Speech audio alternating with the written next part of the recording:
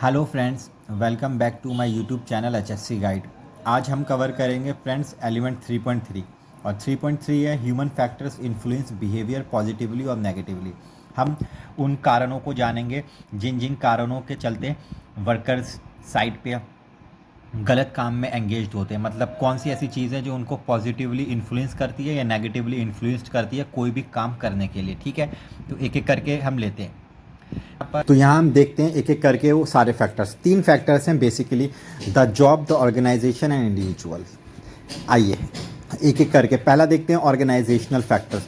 Organisational factors की बात होगी तो समझ लें अपने दिमाग में एकदम क्लियर कि कंपनी और कंपनी का मैनेजमेंट, इसकी बात हो रही है। मतलब कंपनी और कंपनी के मैनेजमेंट फेलियर्स की वजह से जो वर्कर्स पे नेगेटिव इन्फ्लुएंस पड़ता है, जिसकी वजह से वो वर्क एक अनसेफ मैनर में काम करते हैं और कोई एक्सीडेंट या इंसिडेंट हो जाता है, तो वो पूरा प्रोसीजर है। मतलब कंपनी या कंपनी के मैनेजमेंट फेलियर की वजह से वर्कर्स मजबूर होकर गलत तरीके से काम करने की कोशिश करें, जिसके अंजाम में वो एक्सीडेंट हो जाए, है ना। और वो कौन कौन सी मैनेजमेंट और कंपनी के फेलियर्स हैं यहाँ पे दे रखे हैं, है ना। और याद रखें ये तीनों फैक्टर्स नेगेटिव भी हो सकते हैं, पॉजिटिव भी हो सकते हैं। और अगर कंपनी या कंपनी का मैनेजमेंट का बहुत अच्छा सिस्टम है तो वो पॉजिटिव भी इन्फ्लुएंस करेंगे वर्कर्स को। इवन कि उन वर्कर्स को भी जो सेफ्टी तोड़ते हैं, कानून नहीं मानते, बट वो भी जब एक अच्छे मैनेजमेंट में जाके काम करेंगे तो उन पर भी असर पड़ेगा कि सब यार पालन करते हैं, अब मुझे भी करना चाहिए। ठीक है, तो ये पॉजिटिवली भी हो सकता है, नेगेटिवली भी।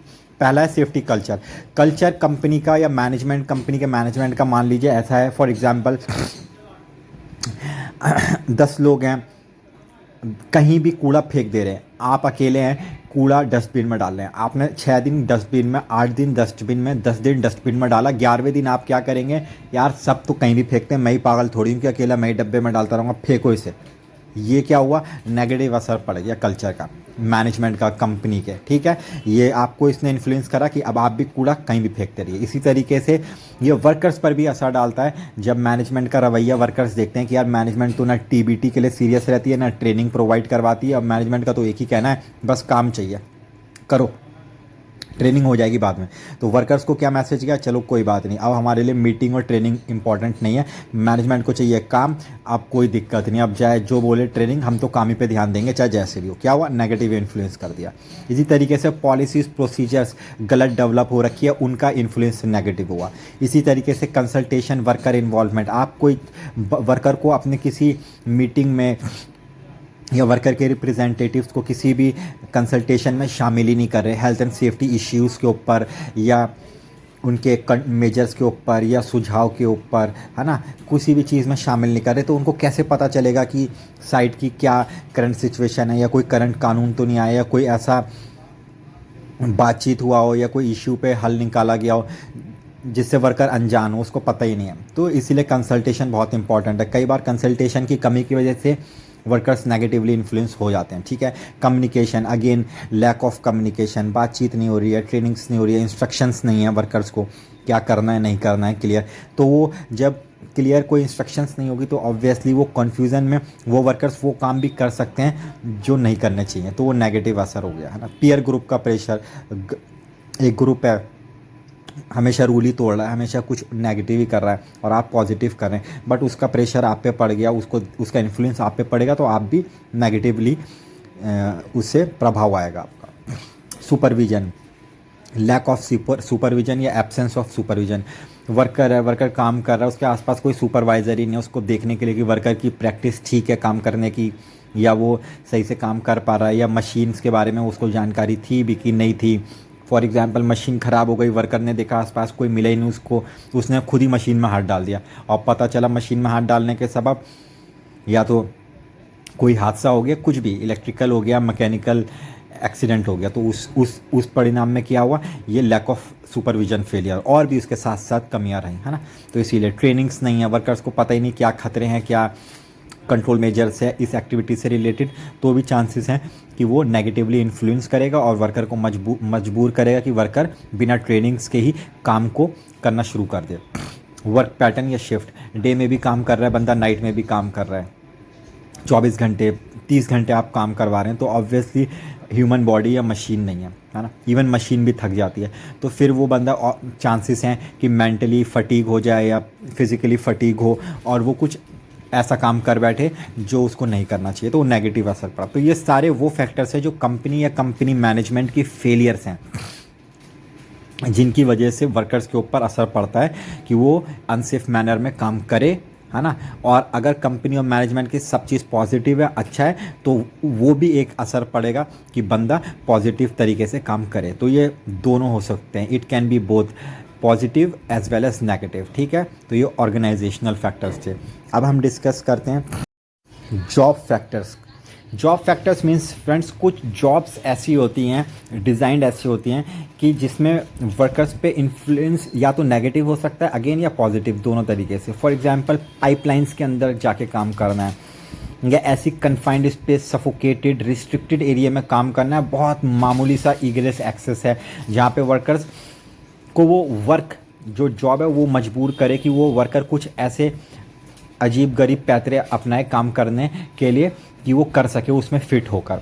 तो वो फिट होने पे मजबूर हो जाना, इन्फ्लुएंस होना नेगेटिव, वो जॉब फैक्टर्स कहलाता है। तो जॉब फैक्टर्स क्या क्या हो सकते हैं? टास्क, काम ही ऐसा है। फॉर एग्जांपल पाइपलाइंस के अंदर जाके काम करना है, डक्ट्स वगैरह हैं, है ना। अब वो मजबूर कर रहा है टास्क, बट ऐसा नहीं है कि हम अगर वो टास्क मजबूर करेगा तो हम उसे छोड़ेंगे।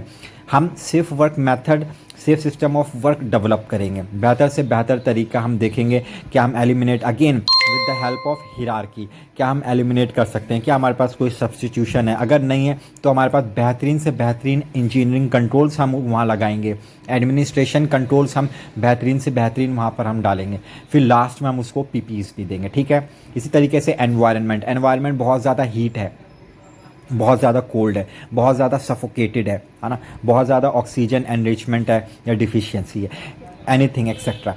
तो वहाँ पर भी हम वो भी चीज़ उसको वर्कर्स को इन्फ्लुएंस कर सकती है नेगेटिव काम करने के लिए या पॉजिटिव काम करने के लिए। अगेन हर फैक्टर, हर पॉइंट पॉजिटिव भी इन्फ्लुएंस करेगा, नेगेटिव भी। तो you should keep in your mind, okay. ऐसा नहीं है कि negative he negative, because IG1 में क्वेश्चन आ जाता है क्या पॉजिटिव इन्फ्लुएंस किया, क्या नेगेटिव किया, तो आपको पता होना चाहिए, ठीक है। Procedures, again safe work method system जो है गलत डेवलप हो रखा है, प्रोसीजर आपने गलत बना रखा है बंदों के लिए, या सेफ ऑपरेटिंग प्रोसीजर्स आपने गलत बना दिए। अब वो गलत प्रोसीजर फॉलो करेगा तो ऑब्वियसली रिजल्ट नेगेटिवली इन्फ्लुएंस होकर नेगेटिवली मिलने वाला है। अर्गोनॉमिक, ऐसे वर्क जैसे अनलोडिंग लोडिंग लेबर्स होती है, लगातार वो झुकते हैं, पीठ झुकते हैं, उठाते हैं, झुकते हैं, उठाते हैं और बोरी को उठाते हैं, तो वो रिपीटेटिव मूवमेंट है। उस रिपीटेटिव मूवमेंट के होने से उनके बैक से रिलेटेड इंजरीज जो होती हैं, तो वो टास्क ही ऐसा है कि आपको बंदों से तो वो उठवाना ही है। तो आप क्या करेंगे, आप देखेंगे कि हम एलिमिनेट करके कोई और मशीन या कोई ऐसा इक्विपमेंट है जिसमें इंसान की ज़रूरत ना पड़े, मशीन इक्विपमेंट इसको लोड अनलोड कर सके, है ना, आप ढूंढेंगे। फॉर एग्जाम्पल ये एक अच्छा तरीका होता है ना। तो इसी तरीके से एर्गोनॉमिक का ये एग्जाम्पल है कि ऐसी टास्क जो बंदे को मजबूर कर रहे हैं रिपीटेटिव मूवमेंट करने के लिए और उसको फिर नेगेटिवली इन्फ्लुएंस कर दें, है ना। वर्कलोड, बहुत ज़्यादा काम है, 10 घंटे का काम आप 2 घंटे में लेना चाह रहे हैं बंदे से, तो वो भी नेगेटिवली इन्फ्लुएंस कर सकता है। बंदा 10 घंटे के काम को 2 घंटे की जल्दी में ख़त्म करने के चक्कर में कुछ ऐसे काम कर बैठे ऊट पटांग, या कुछ ऐसे तरीक़ों को फॉलो करने लगे और अडॉप्ट कर ले जिसके परिणाम या रिजल्ट गलत निकल जाए, ठीक है। तो you should keep this in your mind that these all are the examples of job factors, है ना। अब नेक्स्ट स्लाइड देखते हैं हम।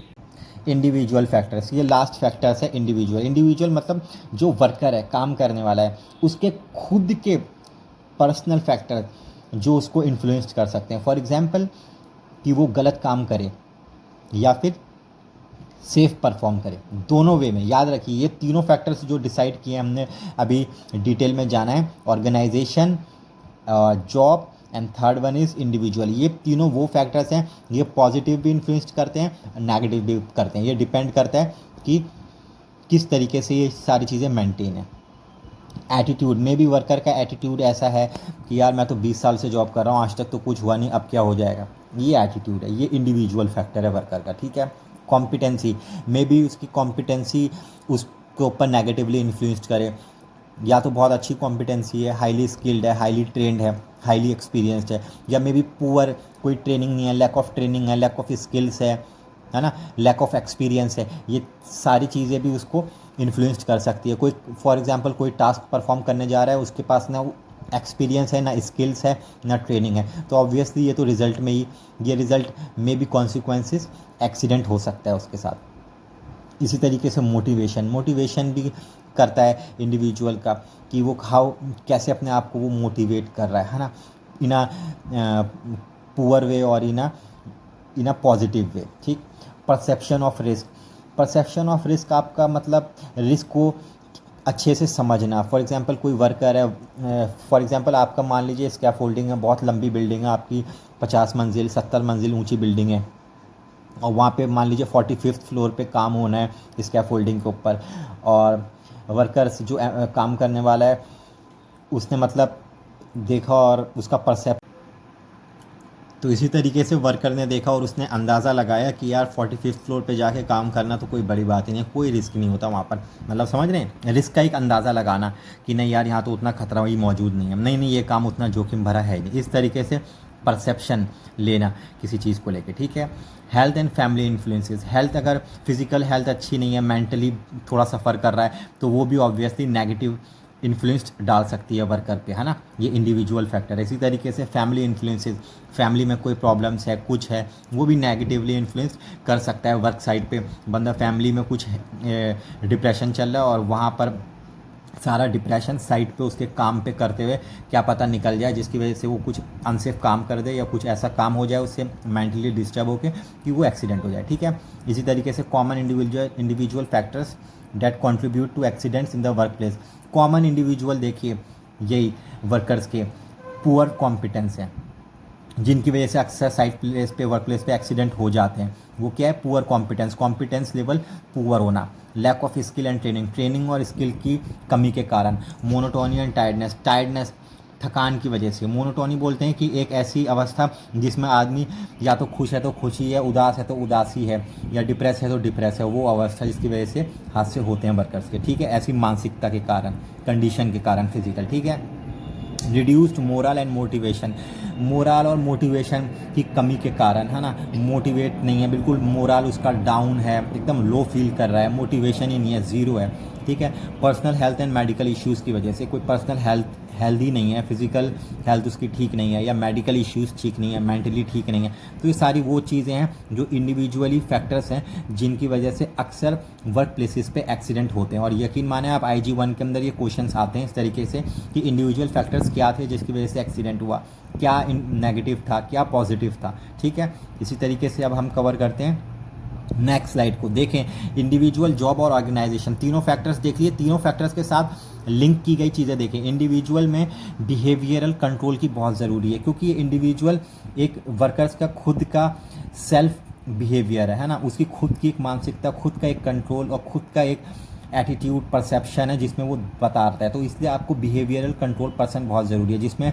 आप खास ख्याल रखेंगे इंडिविजुअल फैक्टर्स में कि कॉम्पिटेंस लेवल अच्छा हो, सुपरविजन उसके आसपास हो, मोटिवेशन उस बंदे को अच्छी मिल रही हो वर्कर को, और वर्कर के साथ कम्युनिकेशन अच्छे तरीके से किया जा रहा हो, तो आप इंडिविजुअल फैक्टर्स जो वर्कर्स के हैं उसको काबू कर सकते हैं। तो आप इंडिविजुअल फैक्टर्स के से होने वाले एक्सीडेंट्स को बचा सकते हैं अगर आप वर्कर्स की कॉम्पिटेंसी लेवल अच्छे से मेंटेन कर रहे हैं, उसके ऊपर सुपरविजन अच्छे से दे रहे हैं, कर रहे हैं, मोटिवेशन उसको अच्छा मिल रहा है, कम्युनिकेशन उसके साथ अच्छे से हो रही है, यानी ट्रेनिंग्स वगैरह हर एक चीज़ को उसको जानकारी है। इसी तरीके से जॉब रिलेटेड जो फैक्टर्स हैं उनको कंट्रोल करना है, अगर कि जॉब के फैक्टर्स के कारण एक्सीडेंट ना हो तो आपको टेक्निकल कंट्रोल दिखाने पड़ेंगे, देने पड़ेंगे। क्या है, गार्डिंग अच्छी हो, लाइटनिंग अच्छी हो, फॉर मैंने बताया था ना डक में जाके काम करना है या सफोकेशन स्पेस में काम करना है, तो वो जॉब फैक्टर्स हैं, काम की वजह से ऐसे कारण हैं जिनका असर पड़ सकता है और जिसकी वजह से वर्कर्स एक्सीडेंट करवा सकता है, कुछ गलत हरकत करके, कुछ गलत तरीके, एक्स्ट्रा ऑर्डिनरी एफर्ट डालने के चक्कर में। तो आपको क्या करना है, टेक्निकल कंट्रोल का ध्यान रखना है, गार्डिंग देनी है,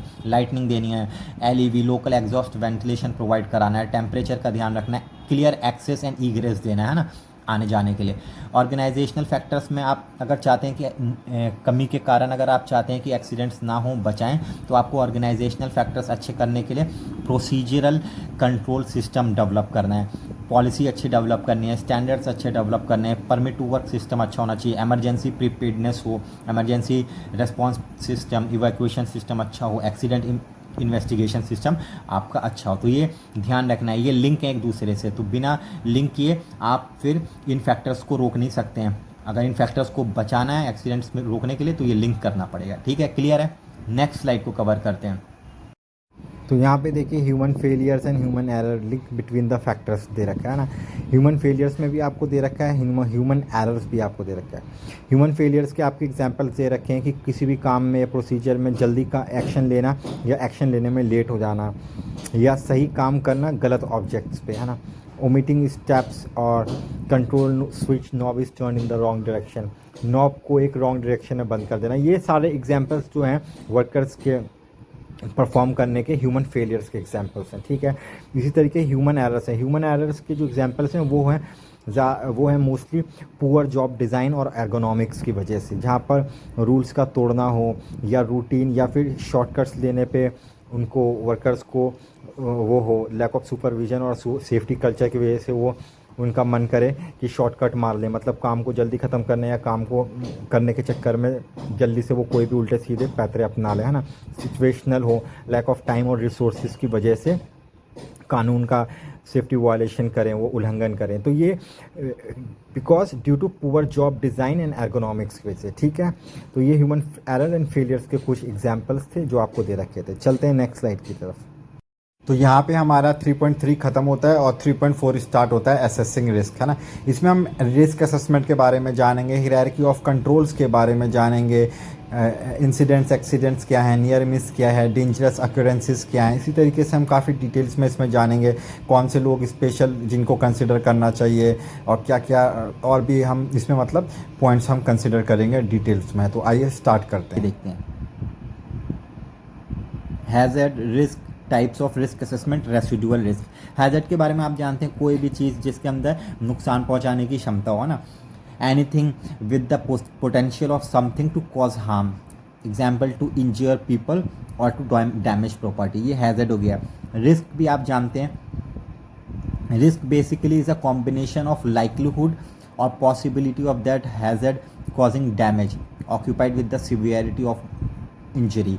किसी भी चीज़ के अंदर कोई भी एक्टिविटी, उसके अंदर क्या रिस्क मौजूद है ना, क्या चांसेस है हम अगर वो काम करने जाते हैं तो हमें चोट पहुंच जाए, और कितने चांसेस हैं कि अगर हमें वो चोट पहुंच जाती है तो उस चोट का कितना गहरा असर हमारे बॉडी पर हो सकता है या प्रॉपर्टी पर हो सकता है ना। तो इसको कैलकुलेशन करने का सिवियरिटी और पॉसिबिलिटी, लाइक्लीहुड, इसको जो मल्टीप्लाई करते हैं तो हमें रिस्क मिलता है, ये कॉम्बिनेशन है। ठीक है, टाइप्स ऑफ रिस्क असेसमेंट दे रखा है आपका क्वांटिटेटिव एंड क्वालिटेटिव। ठीक, क्वांटिटेटिव रिस्क असेसमेंट मतलब होता है कि जिसमें हम एक data, specific data, numerical value use करते हैं रिस्क प्रोफाइलिंग, रिस्क का देखने के लिए कि क्या उसकी प्रोबेबिलिटी है, क्या चांसेस हैं, कितना हो सकता है, और हो जाएगा तो कितना बड़ा वो नुकसान प्रोजेक्ट पे पहुंचा सकता है। ठीक है, ये क्वांटिटेटिव होता है जिसमें हम कोई specific data, number, numerical value use करते हैं और ये एक्सपर्ट द्वारा परफॉर्म किया जाता है या ग्रुप ऑफ पीपल के द्वारा। ठीक है, इसी तरीके से क्वालिटेटिव है। क्वालिटेटिव जो होता है वो प्रोजेक्ट के ऊपर एक ऐसी टेक्निक है कि कोई भी पर्टिकुलर टास्क को हम एसेस करते हैं, उसके रिस्क को देखते हैं कि उसके भी लाइक्लीहुड क्या है, प्रोबेबिलिटी क्या है, क्या चांसेस हैं, कितना इम्पैक्ट पड़ेगा प्रोजेक्ट के ऊपर, प्रोजेक्ट की एक्टिविटीज़ के ऊपर, या कितना खर्चा आ सकता है, कॉस्ट पे क्या इम्पैक्ट है, क्वालिटी पे क्या इम्पैक्ट पड़ सकता है, बजट पे क्या इम्पैक्ट पड़ने वाला है ना। तो ये दो तरीके के डिफरेंट मेथड्स हैं रिस्क असेसमेंट के। ठीक है, रेसिडुअल रिस्क का बोलते हैं जब भी हम रिस्क असेसमेंट करते हैं तो रिस्क असेसमेंट करने के बाद जब हम कंट्रोल मेजर्स अप्लाई करते हैं उसके बाद जो रिस्क बच जाता है फिर उस रिस्क को हम देखते हैं कि हाई है, मीडियम है। अगर हाई है, मीडियम है तो ऑब्वियसली हम उसको हाई और मीडियम कैटेगरी पे नहीं छोड़ सकते जब तक कि वो लो ना हो जाए। ठीक है, तो हम फर्दर कंट्रोल मेजर्स उस पर डालते हैं। तो जो कंट्रोल मेजर फर्दर्स डालने के बाद या कंट्रोल मेजर्स डालने के बाद जो एक लो कैटेगरी में रिस्क आ जाता है, लेकिन वो लो में आने के बाद भी थोड़ा सा रह जाता है, रेसिडुअल रहता है, बचा हुआ रहता है, उसी रिस्क को हम रेसिडुअल रिस्क कहते हैं। ठीक है, नेक्स्ट स्लाइड देखते हैं। ऑब्जेक्टिव्स क्या है रिस्क असेसमेंट करने के? रिस्क असेसमेंट करने का फ्रेंड सीधा सा बेसिक है, एक तो ये रिक्वायरमेंट है लीगल, ठीक है, लेजिस्लेशन की लीगल रिक्वायरमेंट फुलफिल करना, इंजरीज़ को, एक्सीडेंट्स को रोकने के लिए हम वर्क प्लेस पे इल हेल्थ को रोकने के लिए रिस्क असेसमेंट करते हैं। हमें एक रिस्क असेसमेंट करने से एक अंदाज़ा, एक परफेक्ट आइडिया लग जाता है कि क्या लेवल के खतरे हैं, क्या कंट्रोल मेजर्स होने चाहिए, नहीं होने चाहिए। ठीक है, वैल्यूएबल इंफॉर्मेशंस होती है जो हम करते हैं, तो हम एक दूसरे के साथ शेयर कर पाते हैं। प्लान एंड पॉलिसीज डेवलप करते हुए हमारे पास एक पुख्ता इंफॉर्मेशंस रहती है। तो ये सारे ऑब्जेक्टिव्स हैं रिस्क असेसमेंट के, ठीक है। नेक्स्ट स्लाइड देखते हैं। डिस्टिंग्विश बिटवीन, ये देखिए यहाँ पे occupational ill health. Occupational ill health मतलब काम, वर्क प्लेस पे काम करते करते जो आपको काम की वजह से बीमारियां हो जाती हैं, चाहे वो शॉर्ट टर्म हो या लॉन्ग टर्म डिसीजेज हो, वो ऑक्यूपेशनल इल हेल्थ है। एग्जांपल आपको दे रखा है।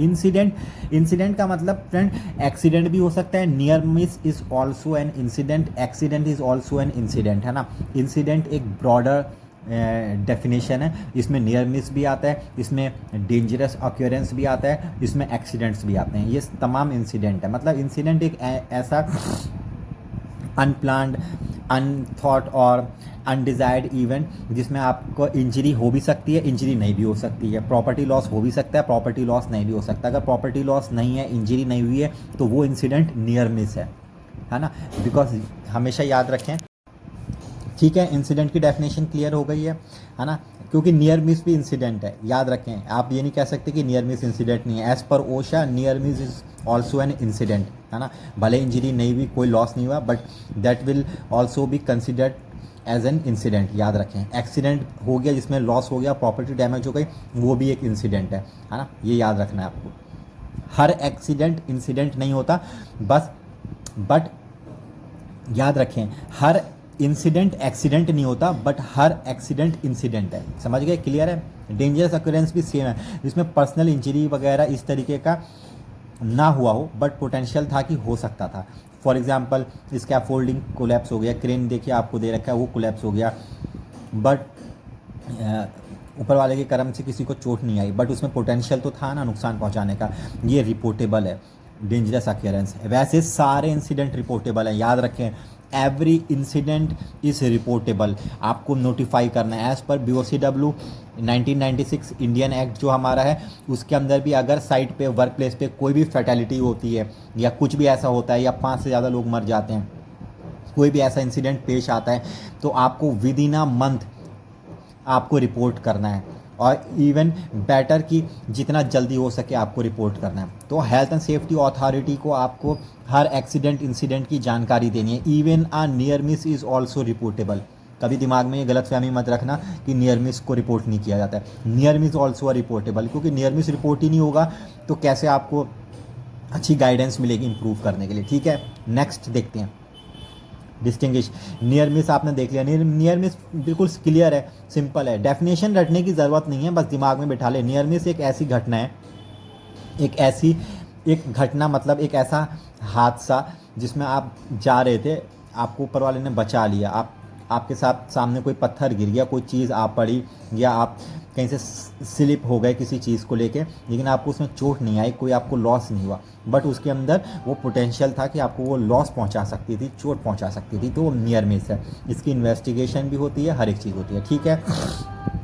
नेक्स्ट देखते हैं, damage only, where the unplanned unwanted event leads to equipment और property damage but not personal injury. ये भी सेम है कि जिसमें पर्सनल इंजरी नहीं हुआ बट इक्विपमेंट या आपका प्रॉपर्टी लॉस हो गया हो, है ना, तो ये डैमेज ओनली दिखा दिया। नेक्स्ट देखते हैं, यहाँ पे फिगर देके आपको एक एग्जांपल दे रखा है, तो आप स्क्रीनशॉट ले लेते हैं ऐसी, ठीक है, अपने नॉलेज के लिए, ठीक है। Risk assessor, risk assessor means risk assessment करने वाली पार्टीज। रिस्क असेसमेंट हमेशा एक इंडिविजुअल परफॉर्म नहीं करता है, risk assessment is a collective job, है ना, जिसमें आपके पास एक टीम होती है एक्सपर्ट्स की, जैसे यहाँ पे दे रखा है ना, कॉम्पिटेंट।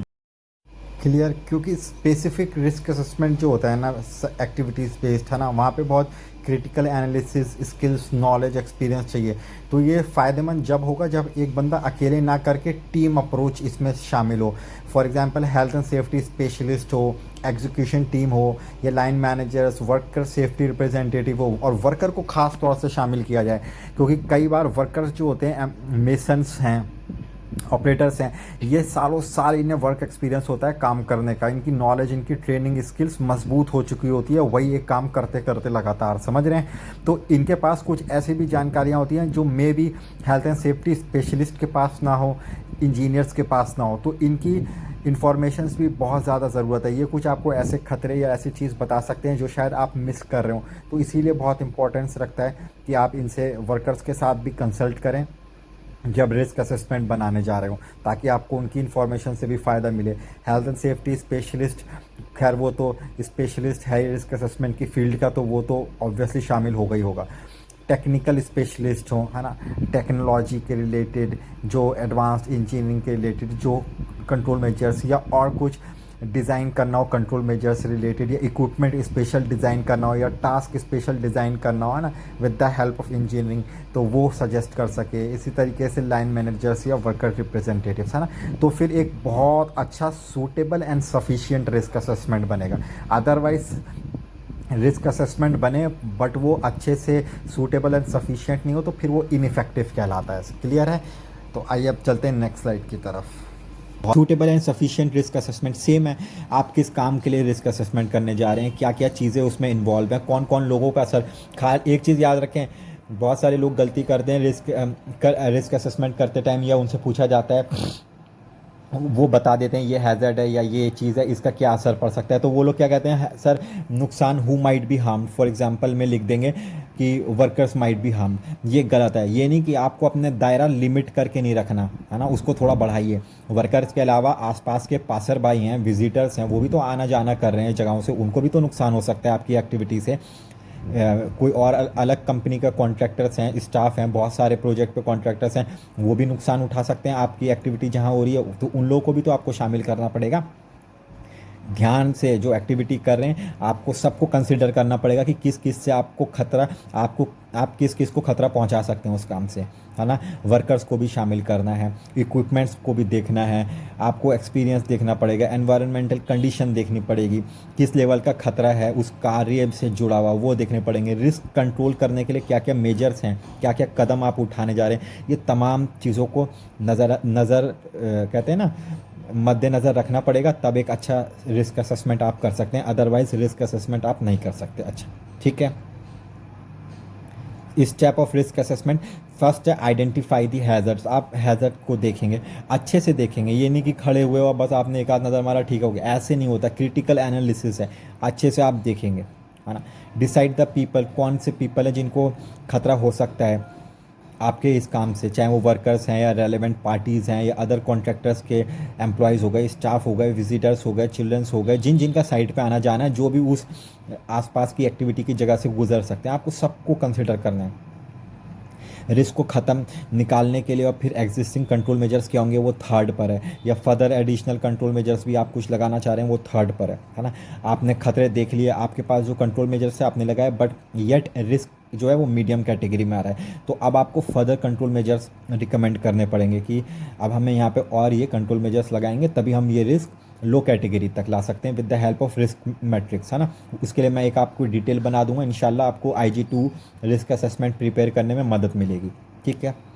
रिकॉर्ड्स ऑफ फाइंडिंग 1 2 3, अभी तक आपने जो जो ऊपर काम किया, एक्टिविटी सिलेक्ट किया, टास्क किस कौन से टास्क का रिस्क असेसमेंट करना, सब सिलेक्ट किया, हर एक चीज़ डिसाइड कर ली, उन सब का अब आपको रिकॉर्ड भी करना है, क्योंकि it is a legal requirement, है ना। तो आपको रिकॉर्ड में मौजूद रखना है कि हाँ भाई ये मेरा रिस्क असेसमेंट हुआ है, रिटन रिकॉर्ड रखना है आपको, और इसमें ये कदम उठाए गए थे, ये खतरे थे, सारा रिकॉर्ड रखे गए, है ना। उसको फिर इम्प्लीमेंट भी करना है, जो भी आपने सारी चीज़ें देखी उसको फिर इम्प्लीमेंट भी कराना है साइड पे।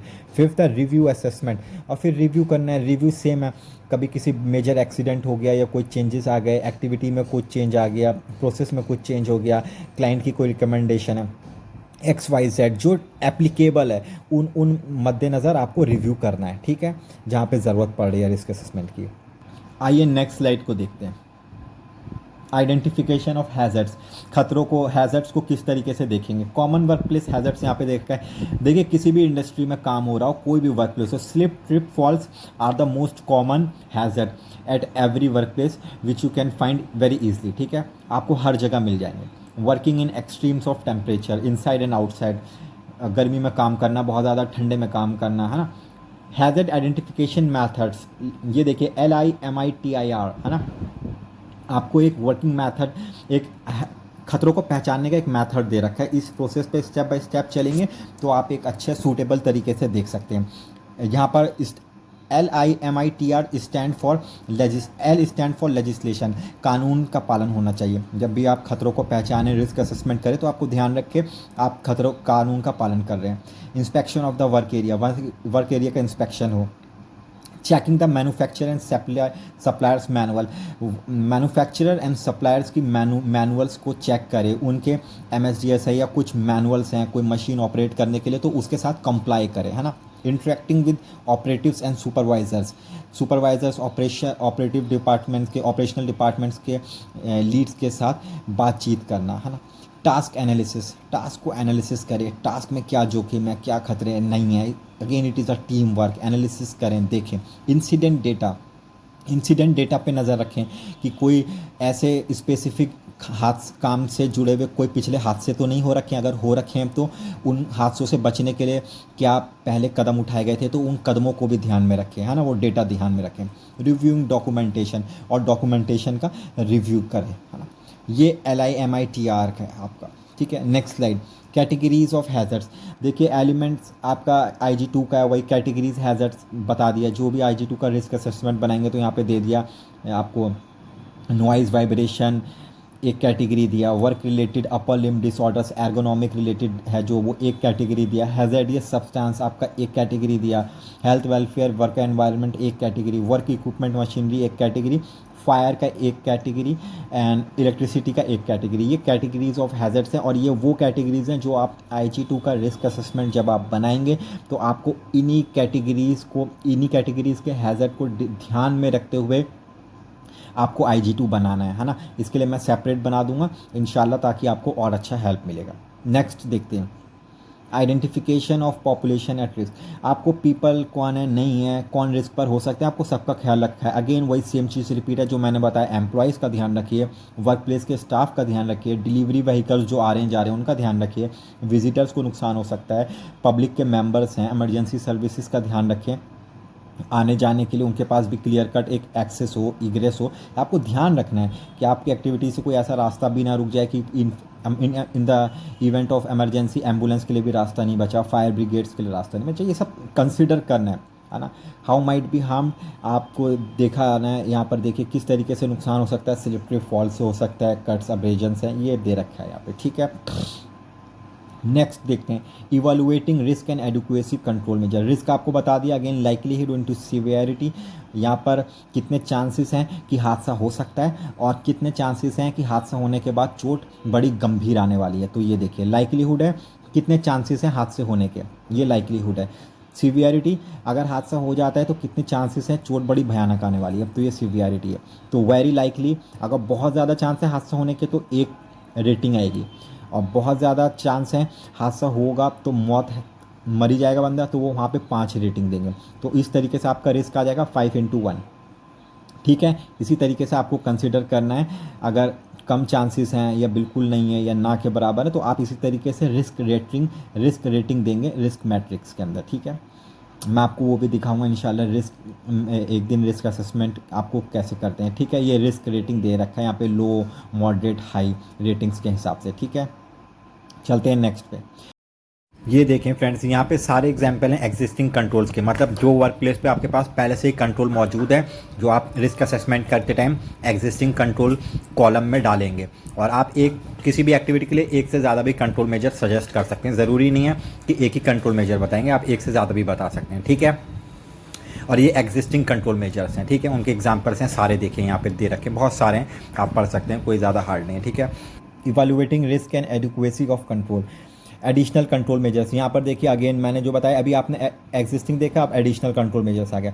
If existing control measures are not adequate, मतलब अगर जो आपके पास कंट्रोल मेजर्स मौजूद हैं, आपने खतरा देखा, आपके पास जो control measures work place site पे आपके कंपनी के पास मौजूद थे, रिसोर्सेज थे, आपने वो प्रोवाइड कर दिए, बट खतरा अभी भी रिस्क मैट्रिक्स की कैटेगरी में हाई और मीडियम दिखा रहा है, तो आप छोड़ नहीं सकते। तो आपको क्या करना है, अब आप एडिशनल कंट्रोल बताएंगे, वो कंट्रोल बताएंगे मे बी आपकी कंपनी के पास हो सकता है, या मे बी आपकी कंपनी अब वो मंगाएगी, ठीक है। तो आप वहाँ पे वो बताएंगे, रिकमेंड करेंगे, भैया ये कंट्रोल मेजर्स भी चाहिए, ये भी चाहिए, ये डिवाइस चाहिए, ये इक्विपमेंट भी चाहिए, तो वो आपका एडिशनल है, याद रखें, ठीक है।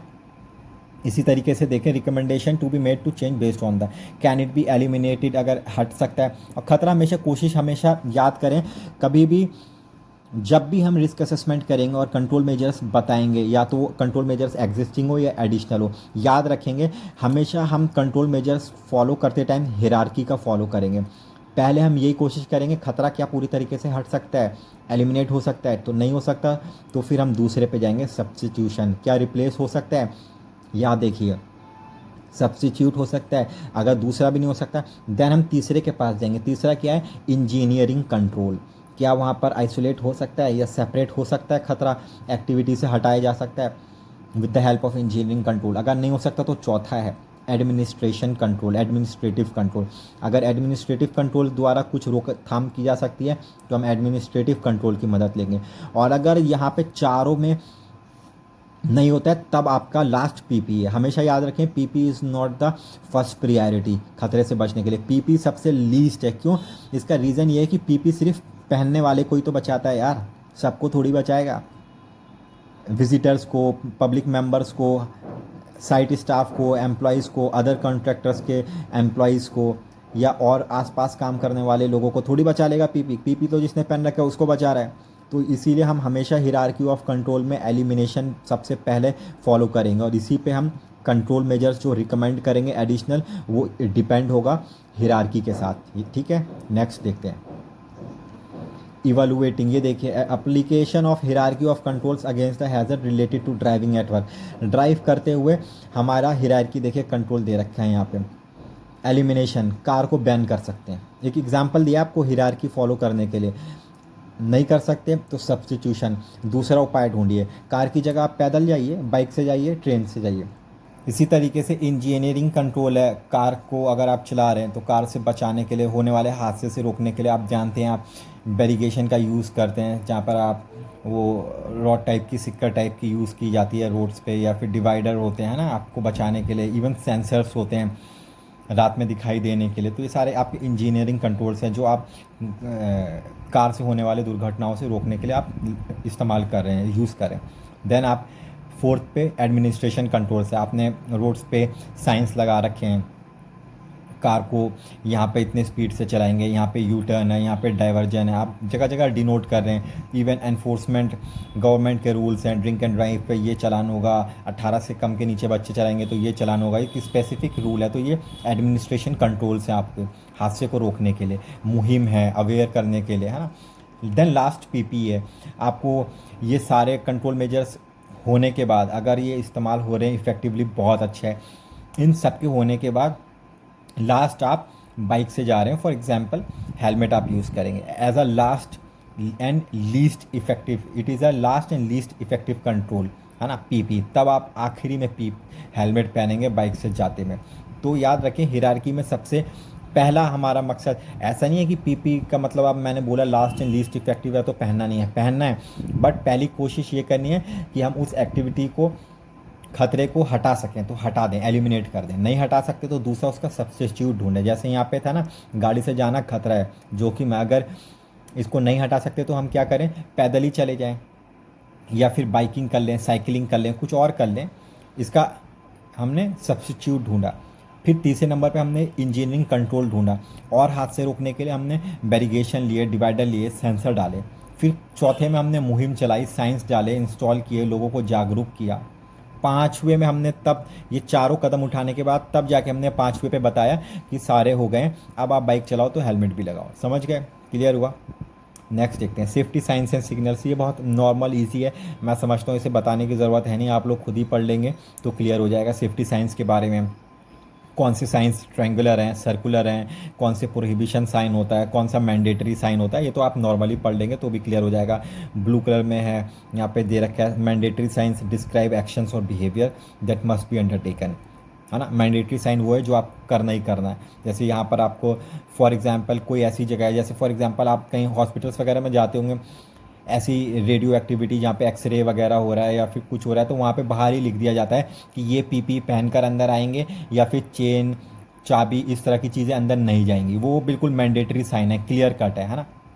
इस तरह के साइनेज आपको कलर्स के साथ पता चलते हैं। ठीक है, ये आप खुद पढ़ लें, कोई हार्ड नहीं है, नॉर्मल है। नेक्स्ट पीपी है। पीपी आप सब जानते हैं पहनने वाली एक सुरक्षा उपकरण है। पीपी पर्सनल प्रोटेक्टिव इक्विपमेंट, जो पहनने वाले को ही सुरक्षा प्रदान करती है और बहुत तरह की है, सामने आपके बनी हुई है, ठीक है। नेक्स्ट देखते हैं PP use and cost. First line protection to enable a job to be done that could not be done otherwise, or at least only with difficulty. For example, driving an entry into intense heat or cold, example PPE as a tool, ठीक है। First line protection यहाँ पर बता दिया। देखिए again वही चीज़ आ गई यहाँ पर आपकी। फर्स्ट लाइन प्रोटेक्शन जो है यहाँ पर आपकी जॉब की, वो यहाँ पर बताई जाती है, की जाती है कि अगर आप सारे हायरार्की फॉलो करते हुए आ रहे हैं तो ठीक है, अदरवाइज लास्ट में आपको यहाँ पर एज अ नॉर्मल आपको दे दिया गया है। आइए नेक्स्ट देखते हैं particular and vulnerable person, new and expectant mothers, दूध पिलाने वाली बच्चों की माँ या फिर प्रेग्नेंट वुमेन अगर आपके यहाँ काम करिए तो उनका आपको कैसे ख्याल रखना है, उनके लिए खास यहाँ पे किस तरीके के खतरों से बचाना है और उनके लिए आपको इवन इंतज़ाम करना है, तो आप लोग को ध्यान रखना है। ये देखिए हैज़र्ड्स दे रखे हैं यहाँ पे, शुड अवॉइड, उनसे कोई भारी काम ना करवाएं, ऐसी जगह पे काम ना लें जहाँ पर एनवायरनमेंट या कंडीशन सूटेबल ना हो, है ना, स्ट्रेसफुल काम ना करवाएं, कुछ वायलेंट एनवायरनमेंट्स या वर्किंग विद लीड्स वगैरह, इस तरीके का आपको तमाम पॉइंट्स ध्यान रखना है कि हार्मफुल एनवायरनमेंट ना हो, कोई दबाव वाले सिचुएशंस में काम ना हो, कोई भारी वज़न वाला काम ना हो, अनसूटेबल वर्क स्टेशंस, भीड़ भाड़ में उनसे काम ना लिया जाए, कुछ कन्फाइंड स्पेसिस में काम ना लिया जाए, हैवी लोड्स ना उठवाया जाए, है ना। और फिर हैज़र्ड्स भी देख लें, सर्टेन केमिकल्स हैं उनको ख़ास तौर से प्रेग्नेंट वुमेन या मदर, बच्चे माँ जिसके साथ बच्चा है उसको ख़ास तौर के केमिकल से दूर रखना है, ख़ास तौर के बायोलॉजिकल एजेंट से दूर रखना है। ये तमाम वो चीज़ें दे रखी हैं कि जहाँ पे आपको उनको ख़ास तौर से बचाना है नाइट शिफ्ट से, स्ट्रेस है, इन चीज़ों से, ठीक है। Particular and vulnerable, disabled workers, अगर डिसेबल्ड है, कोई व्हील चेयर पर है, चल नहीं सकता, है ना, इस तरह के बेचारे लोग हैं, तो उनके लिए भी आपके पास स्पेशल इंतज़ाम करने पड़ेंगे, आपको ऑब्वियसली करने पड़ेंगे, है ना।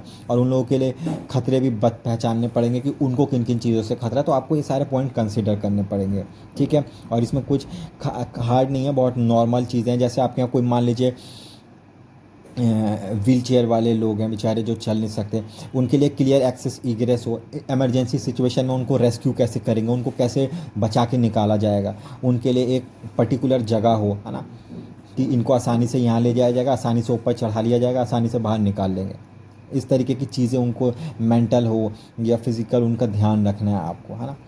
तो ये वो चीज़ें जो आपको कंसिडर करनी है, ध्यान में रखना है, ख़ास तौर से ऐसे लोगों को जो देख नहीं सकते, सुन नहीं सकते, उनको किस तरीके से खतरों की जानकारी दी जाएगी, तो ये सारे फैक्टर्स हैं, कंसिडर करना पड़ेगा, ठीक है।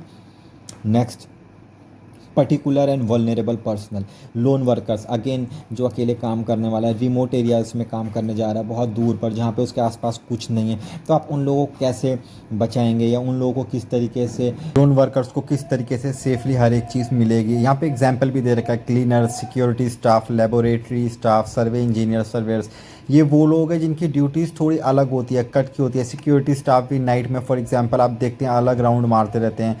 सर्वेयर इंजीनियर कहीं दूर, बहुत दूर सर्वे करने गया हुआ लैंड एरिया का, सर्वेयर्स गए हुए हैं, तो इस तरीके से इन लोगों को कैसे प्रोटेक्शन होगा, तो ये सारे पॉइंट कंसिडरेशन है।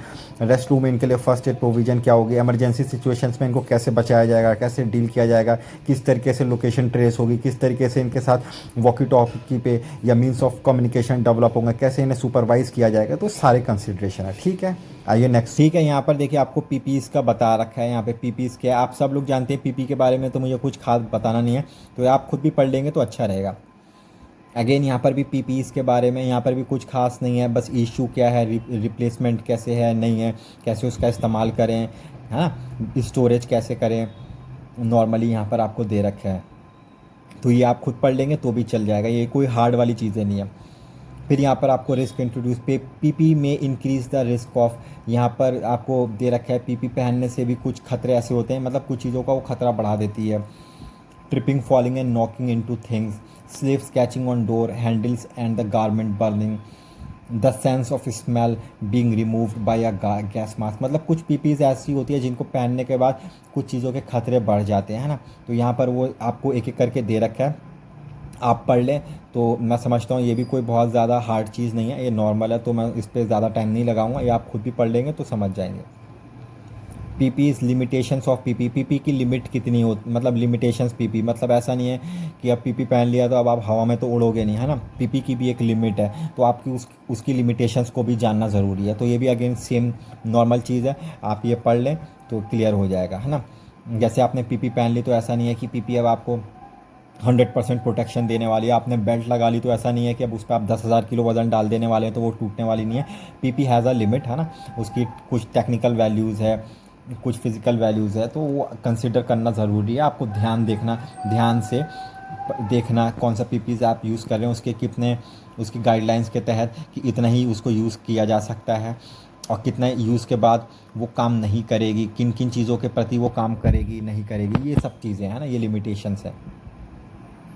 Evaluating risk and adequacy of control, वही है residual, acceptable and tolerable risk. जो मैंने आपको बताया था, जो कंट्रोल मेजर्स लगाने के बाद वेदर एग्जिस्टिंग और एडिशनल, जब हमारे पास रिस्क बच जाता है तो वो रिस्क अगर लो है तो obviously that risk can be considered as okay, उसको हम कंसिडर कर सकते हैं क्योंकि वो लो हो गया है। तो वो जो लो हो गया है तो वो बचा हुआ रिस्क रेटिंग में वो 1 हो या 2 हो, वही रेसिडुअल रिस्क है, बच जाता है, वो टॉलरेबल है। But if the risk is high और medium, that means it is not tolerable और इट इज़ अनएक्सेप्टेबल। उसको अनएक्सेप्ट किया जाएगा और उसको टॉलरेट नहीं किया जाएगा जब तक कि वो रिस्क फर्दर कंट्रोल मेजर्स लगा के एक्सेप्टेबल ना हो जाए, टॉलरेबल ना हो जाए, मीन्स लो ना हो जाए, ठीक है। नेक्स्ट देखते हैं, रिकॉर्ड द फाइंडिंग्स। जो भी अब आपने रिस्क असेसमेंट किया है अब आप उसको रिकॉर्ड करेंगे, है ना। रिकॉर्ड ऑफ सिग्निफिकेंट फाइंडिंग्स, जो आपने एरिया ऑफ वर्क एक्टिविटी है, किसने किया है, डेट क्या है, एसेसर नेम क्या है, खतरे क्या थे, who is expose to, risk rating क्या है, what control measures are in place, adequacy कितनी है, कितने इफेक्टिव हैं, एनी कुछ रिकमेंडेशंस है चेंजेस के लिए, रिव्यू कैसे होना है, एक्शन प्लान क्या है, एवरीथिंग यू शुड कंसिडर। और ये सब रिकॉर्ड होगा फाइंडिंग, है ना। ऐसा नहीं है, आपको बोला है ना रिटन रिकॉर्ड होना चाहिए आपके पास इसका, जो भी एक एक रिस्क असेसमेंट का, हर एक एक्टिविटी का जो भी आपने किया वर्क प्लेस पे, because it is a legal requirement, ठीक है, क्लियर है। Review assessment and revise if necessary, review करें ऑब्वियसली, चाहे वो रिस्क असेसमेंट हो, पॉलिसी हो, प्लान हो, everything is a subject and matter of review. आपको करना ही करना है, ऐसा नहीं है बना के छोड़ दिया अब सालों साल देखा ही नहीं, आपको करना है। कोई मेजर एक्सीडेंट हो जा रहा है, कोई ऐसे टेक्निकल चेंजेस हैं, कोई काम करने के ढंग में चेंजेस आ गया, है ना, क्लाइंट की कोई एडवाइस है या इस तरीके की, तो ये आपको ध्यान रखना है। और आपने अपनी एक खुद फ्रीक्वेंसी सेट कर दी कि हर 12 महीने या 6 महीने या 2 साल पे हम रिव्यू करेंगे, तो you should consider all this valid point, okay. Particular and vulnerable people, particular and vulnerable पर लोगों का भी ख्याल रखना है। वो खास लोग जिनको ज़्यादा खतरा होता है वर्क प्लेस पे, जैसे बिल्कुल नौजवान, जो एकदम नौजवान, ना ट्रेनिंग है ना कुछ है, तो आपको खास ख्याल रखना है। डिसेबल पीपल, बेचारे, है ना, जो मानसिक तौर पे या शारीरिक तौर पे डिसेबल्स हैं, अकेले काम करने वाला आदमी जो बिल्कुल दूर दराज रिमोट एरियाज़ में काम कर रहा है, तो these are the and new and expectant mothers, है ना। तो आपको इन तमाम लोगों का खास ख्याल रखना है। जब भी रिस्क असेसमेंट करेंगे तो you should consider these people as very special, and इनके लिए एक अलग से और एक बेहतर तरीके से आपको कंसिडर करना पड़ेगा हर एक चीज़ रिस्क असेसमेंट में, ठीक है। Particular and vulnerable person, young person आपका दे दिया, अंडर 18 नेशनल लॉ, अगेन बता दिया, इन एक्सपीरियंस है, ये तमाम चीज़ें आपको देखनी है। यहाँ पे कोई हार्ड नहीं है, again it is a very simple, मैंने ऑलरेडी क्लियर कर दिया, क्योंकि वो नौजवान है, बिल्कुल 18 से कम है या इन एक्सपीरियंस है, कोई ट्रेनिंग नहीं है, कोई अवेयरनेस नहीं है, कहीं काम चले जाएँ, कोई मशीन में हाथ डालने लग जाएँ, किसी इक्विपमेंट, किसी रूम में घुस जाएँ, किसी एक्टिविटी में चले जाएँ और वहाँ जाके खतरा पैदा कर दें और उनके चलते कोई एक्सीडेंट बड़ा हो जाए, तो आपको कंसिडर करना है। उन लोगों को बहुत स्पेशल ट्रेनिंग देनी है, सुपरविजन प्रोवाइड करना है ना। उन लोगों का कॉम्पिटेंस लेवल अच्छा होना चाहिए, उन लोगों को आपको हायर करते टाइम इंडक्शन ट्रेनिंग देनी है, एवरीथिंग यू शुड कंसिडर, है ना। किस एक्टिविटी में आप उनको भेज रहे हैं, बहुत हाई रिस्क एक्टिविटी तो उनसे आप करवाने नहीं जा रहे, हर चीज़ कंसिडर करना पड़ेगा आपको। Particular and vulnerable person, again control measures उनके लिए आपको यहाँ पर दे दिए हैं, आराम से आपको मैंने पहले ही क्लियर कर दिया, सेम चीज़ है, कोई बड़ा नहीं है, आप ख्याल रखें। Prohibit certain high risk activities में इन्वॉल्व ना करें, है ना। Establishment of clear lines of interaction, उनसे बातचीत का बिल्कुल ट्रेनिंग हो या कोई भी कम्युनिकेशन हो एकदम क्लियर होनी चाहिए कि कौन बंदा करेगा, कौन बंदा बात नहीं करेगा, एकदम क्लियर कट ड्यूटी असाइंड हो। Monitoring mentoring by a more experienced, और कोई अच्छा एक नॉलेजेबल एक्सपीरियंस बंदा उनको ट्यूटर गाइडेंस प्रोवाइड करे साइट पे। हेल्थ सर्वेलेंस उनका अच्छा हो, restrict work patterns and hours हो, है ना, no overtime, train and supervise, उनको ट्रेन करें और सुपरवाइज करें, हाँ।